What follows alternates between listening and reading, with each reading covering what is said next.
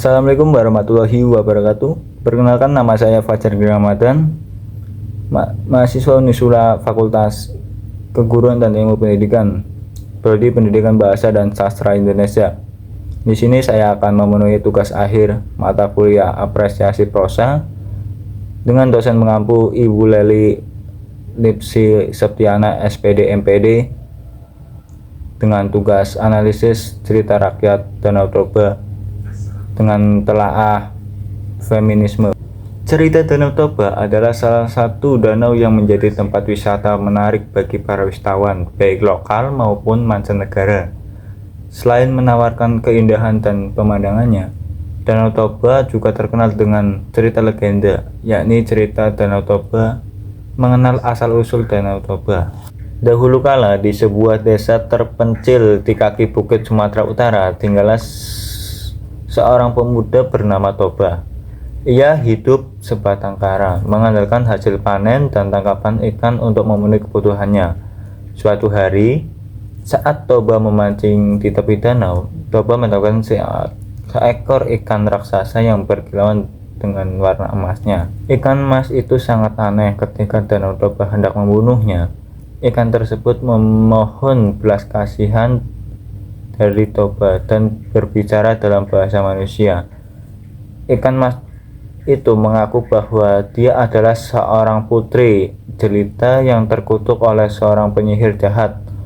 Kutukan itu hanya bisa dihapuskan jika ada manusia yang bersedia menikahinya. Toba yang terpesona oleh kecantikan sang putri setuju untuk menikahinya. Ikan mas itu pun berubah menjadi seorang gadis yang sangat cantik bernama Dewi. Mereka hidup bahagia dan dikaruniai seorang anak laki-laki yang bernama Samosir. Pada suatu hari, Samosir sedang bermain di tepi danau. Ketika dia melihat beberapa ikan kecil yang berenang, dia pun menyapa mereka dengan ramah. "Hai, ikan kecil, kalian mau bermain denganku?" Namun ikan-ikan kecil itu malah mencibir Samosir. "Pergi sana, anak ikan, kamu tidak pantas bermain dengan kami." Samosir terkejut dengan sedih. Dia tidak mengerti mengapa ikan-ikan kecil itu memanggilnya anak ikan. Dia pun lari ke rumah dan bertanya kepada Toba tentang asal-usulnya. Toba yang panik dan ketakutan akhirnya mengungkapkan rahasia Dewi. Samosir pun marah dan kecewa pada Toba karena telah membohongi selama ini. Dewi yang mendengar percakapan mereka keluar dari rumah dan mencoba menenangkan Samosir. Namun Samosir telah terlanjur marah dan kecewa, tidak mau pulang lagi ke rumahnya. Samosir sudah terlanjur marah dan tidak mau mendengarkan penjelasan dari Dewi. Dalam kemarahannya, Samosir menendang Dewi hingga terjatuh ke danau. Dewi pun berubah kembali menjadi ikan mas raksasa dan menghilang ke dalam air. Seketika itu terjadi gempa bumi yang sangat dahsyat. Air danau mengeluap dan menenggelamkan seluruh desa, termasuk Toba dan Samosir. Danau yang sangat luas pun terbentuk. Di tengah-tengah muncul sebuah pulau yang dinamakan Pulau Samosir. Kemudian yang terakhir saya akan menjelaskan tentang analisis secara feminisme pada cerita rakyat Danau Toba. Dahulu kala, di sebuah desa di tepi danau, hiduplah seorang pemuda miskin yang bernama Toba.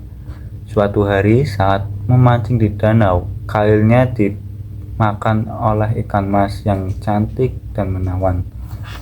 Ikan tersebut memohon pada Toba untuk melepaskan dan berjanji akan menjadi istri yang setia dan cantik. Danau Toba pun mau menikahinya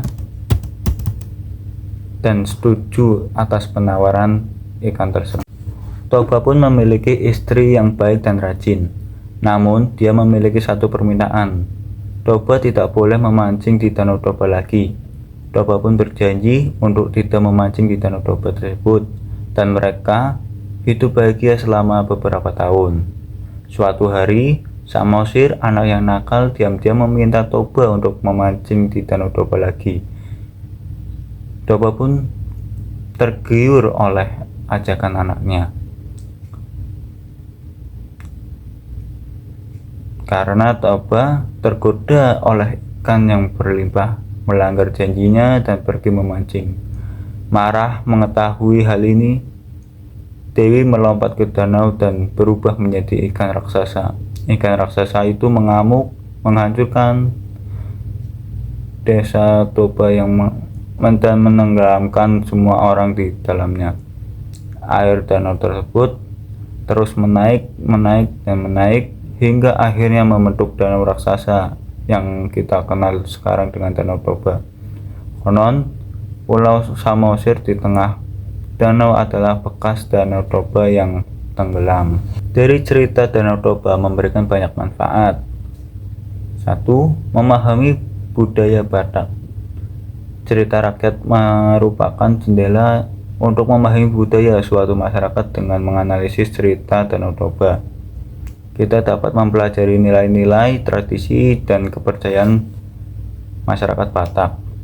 Menarik pelajaran moral, cerita rakyat often mengandung pesan moral yang dapat kita pelajari dan diterapkan dalam kehidupan sehari-hari.